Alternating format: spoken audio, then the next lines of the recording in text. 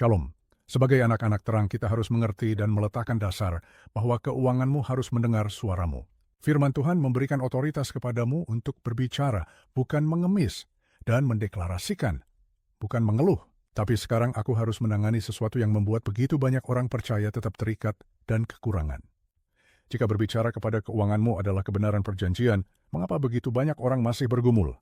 Mengapa banyak sekali anak Tuhan berdoa siang dan malam tetapi tetap hidup di bawah tekanan finansial? Mengapa banyak dari mereka memberi perpuluhan? Lalu mereka mengasihi Tuhan namun tetap hidup dalam kekurangan. Malam ini akan kukatakan kepadamu, kebanyakan orang percaya bergumul dalam hal keuangan karena mereka tidak pernah menghadapi penghalang ketakutan, diam, tidak bersuara, dan kebiasaan doa yang keliru. Yakobus 4:2 berkata, kamu tidak memperoleh apa-apa karena kamu tidak berdoa. Tetapi aku akan menafsirkan yang lebih dalam. Banyak orang yang meminta ya, namun salah cara memintanya. Mereka meminta dengan ketakutan. Mereka meminta seolah-olah Allah belum menyediakan. Amsal 18 ayat 21 berkata, hidup dan mati dikuasai lidah. Banyak sekelai anak Tuhan ketika mereka berdoa dengan bibir, mereka membatalkannya dengan kata-kata setelahnya. Mereka berkata dalam doanya, Tuhan berkati aku. Lalu dia selalu berbalik kepada temannya dan berkata, aku tidak tahu bagaimana aku akan melewati bulan ini. Mereka berkata dalam doa, Tuhan sediakan. Lalu menghela napas dan berkata keadaan makin buruk. Saudara, itu namanya double standard dan mendukakan Tuhan. Di satu sisi Anda beriman di doa, tapi takut dalam perkataan dan tindakan. Ketakutan dalam percakapan mencekik iman Anda dalam doa. Aku mengenal seorang pria yang takut akan Tuhan berkata padaku, aku memberi perpuluhan, aku berdoa, tapi tidak ada yang berubah. Aku bertanya, apa yang kamu ucapkan saat tagihan datang?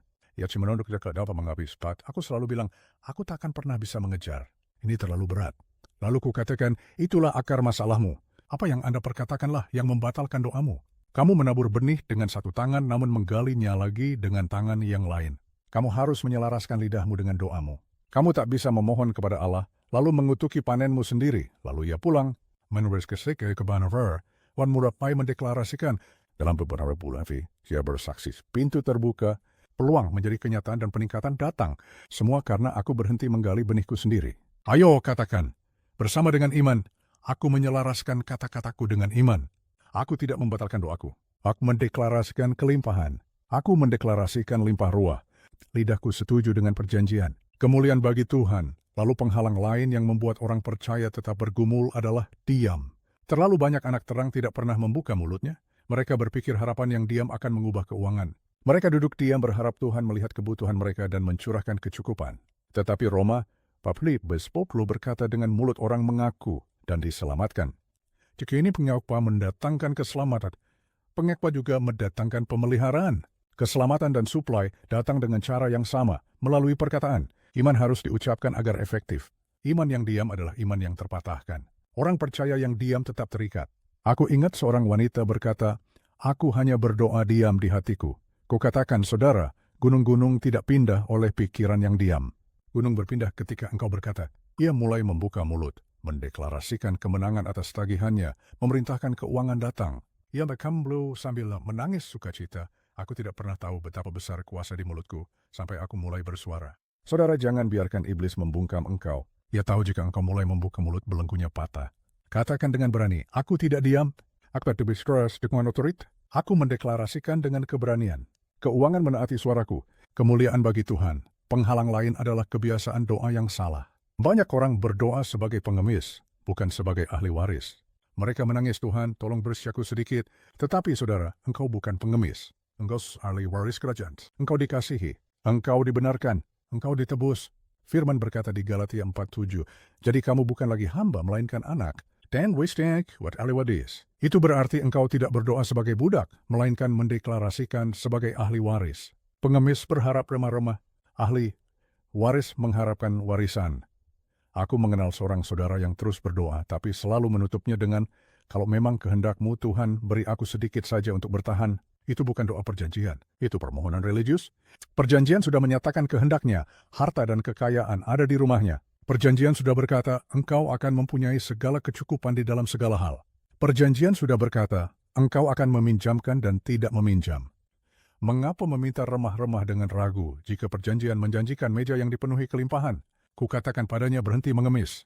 Mulai menyatakan. Ia mulai mendeklarasikan aku ahli waris. Keuangan mengalir kepadaku. Kelimpahan adalah bagianku. Teman kesaksian segera mengikutinya. Saudara, kebiasaan doa yang salah membuatmu miskin. Perkataan dan deklarasi yang benar melepaskan kelimpahan. Katakan sekarang, aku bukan pengemis. Aku ahli waris. Aku tidak meminta remah-remah. Aku mendeklarasikan suplai perjanjian. Kelimpahan adalah bagianku. Kemuliaan bagi Tuhan. Haleluya. Ketakutan adalah penghalang lain. Ketakutan berbisik, bagaimana jika tidak terjadi apa-apa? Bagaimana jika show besar birak, tetapi tak ada yang berubah?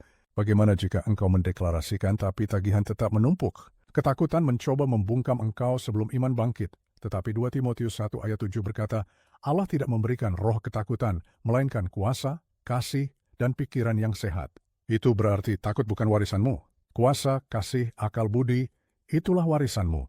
Dan ketika engkau membuka mulut dalam iman, takut harus tunduk. Aku mendengar kesaksian seorang pria yang sangat takut kehilangan rumahnya.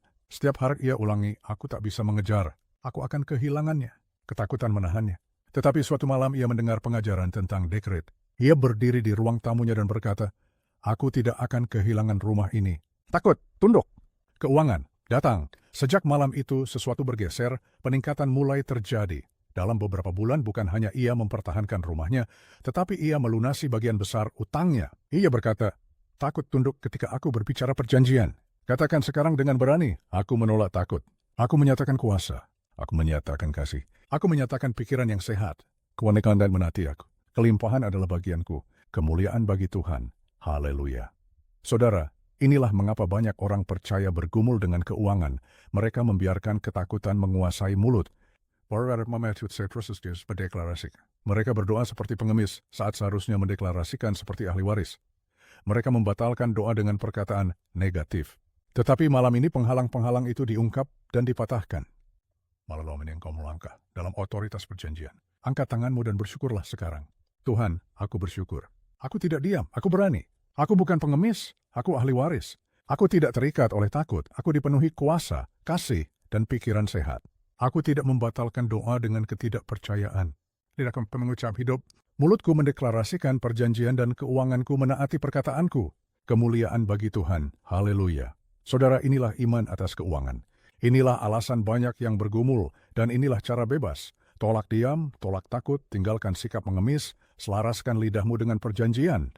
Ketika engkau berbicara, surga merespons, malaikat bergerak, dan keuangan mengalir. Itulah perjanjian. Itulah warisanmu. Itulah dekretmu. Kemuliaan bagi Tuhan. Haleluya. Saudara, sekarang kita masuk bagian yang sangat praktis. Kita sudah meletakkan dasar untuk berbicara kepada keuangan dan menyingkap mengapa banyak orang bergumul. Karena diam, takut, dan doa yang salah. Tetapi malam ini aku ingin menunjukkan bagaimana mengarahkan dekretmu pada gunung finansial yang spesifik. Ayub 22 ayat 28 berkata, engkau akan mendeklarasikan sesuatu, maka itu akan ditegakkan bagimu. Perhatikan. Bukan sesuatu secara umum, tetapi sebuah hal khusus. Artinya dekretmu harus spesifik. Jangan hanya berkata Tuhan, berkati aku pokoknya. Tidak. Arahkan otoritasmu tepat pada utang yang menatapmu. Berbicaralah kepada KPR, pinjaman, kartu kredit, tagihan medis. Malam ini kita akan menghadapi satu persatu dan memerintahkannya tunduk pada perjanjian. Kita mulai dengan kikar poetsker. Bagi banyak orang ini rantai terbesar. Bulan demi bulan, tahun demi tahun, terasa tak ada ujungnya. Tetapi Mazmur 24 ayat 1 berkata, bumi beserta segala isinya adalah milik Tuhan. Itu termasuk rumahmu. Dan Ulangan 28 ayat 12 berkata, engkau akan meminjamkan kepada banyak bangsa dan tidak meminjam. Artinya warisan perjanjian adalah kepemilikan, bukan perbudakan. Aku ingat sebuah keluarga yang meletakkan tangan mereka setiap malam di lembar tagihan KPR. Mereka tidak menangis, tidak cemas. Mereka mendeklarasikan rumah ini milik Tuhan. Kami adalah pemberi pinjaman, bukan peminjam. Dalam beberapa tahun, penghasilan tak terduga, kenaikan gaji, bahkan warisan datang dan menghapus beban puluhan tahun. Mereka bersorak, tembok utang runtuh seperti Yeriko. Saudara, rumahmu termasuk dalam perjanjian. Katakan, Tuhan, terima kasih. Rumah ini milikmu. KPR, engkau lunas penuh, utang, tunduk pada perjanjian. Aku hidup dalam kemerdekaan, bukan perbudakan. Kemuliaan bagi Tuhan. Sekarang, mari berbicara kepada pinjaman. Pinjaman uang kuliah, mobil, dan bisnis, semuanya berteriak perbudakan. Tetapi Roma 13 ayat 8 berkata, "Janganlah kamu berutang apa-apa kepada siapapun kecuali saling mengasihi.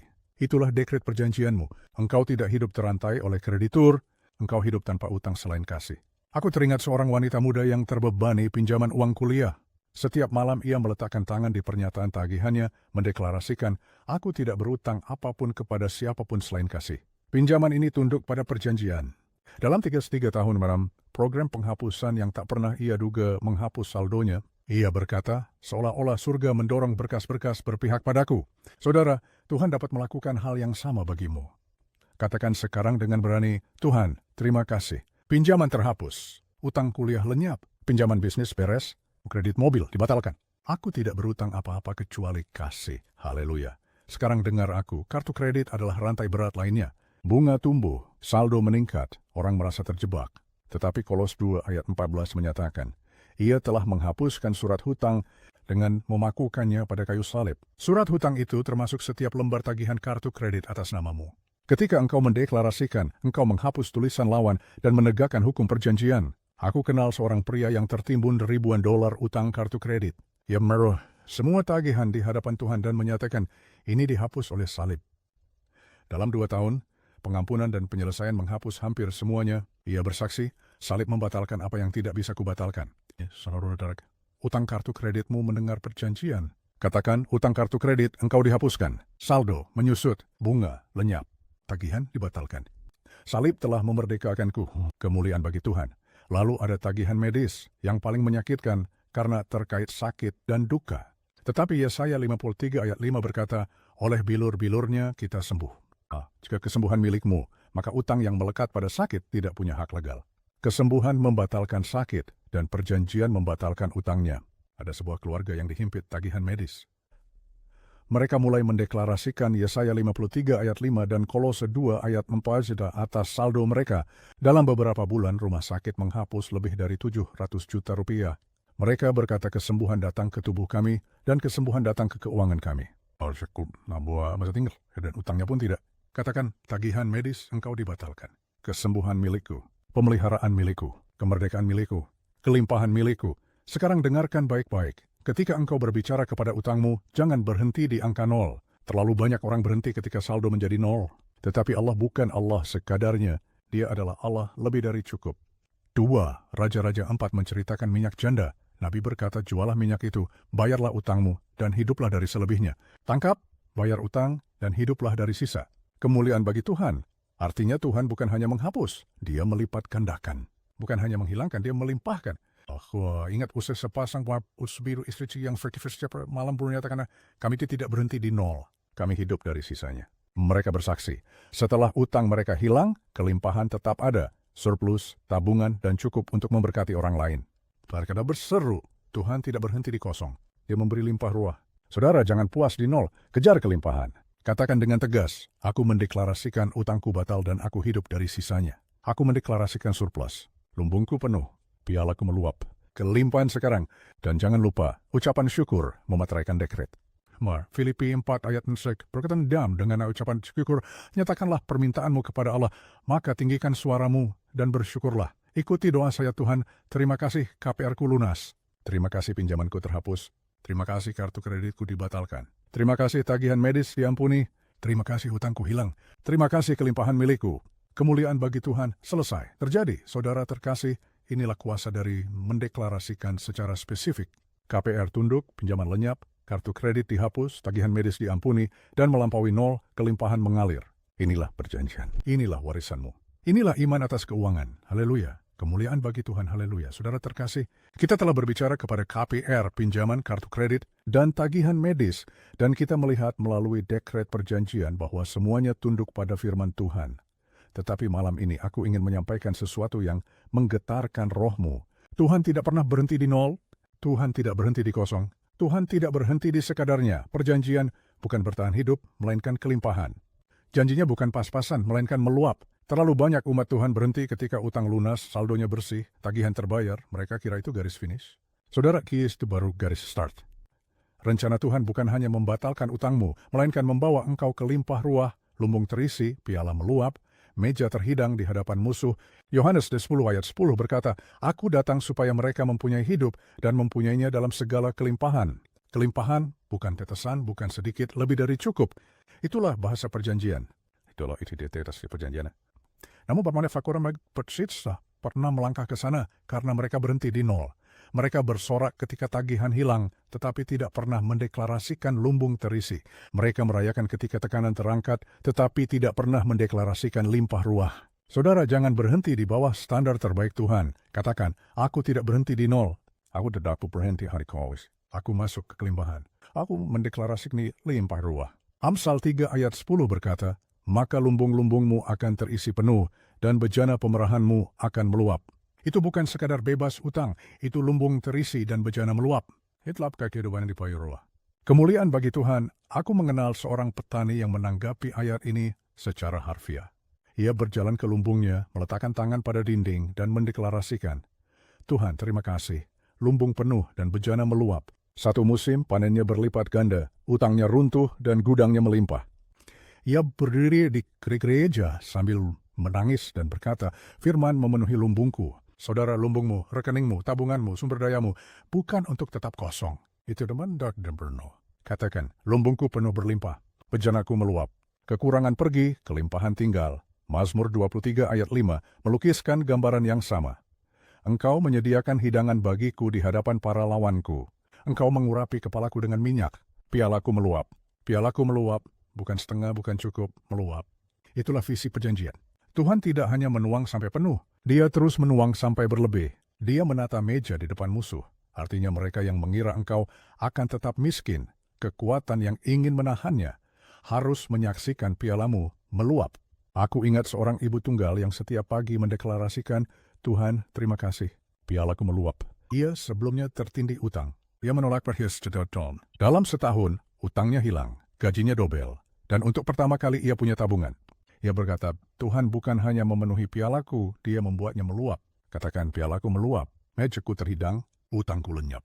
Kelimpahanku hadir, dan ketahuilah, kelimpahan Tuhan bukan hanya untuk dirimu. Tahu untuk setiap pekerjaan baik.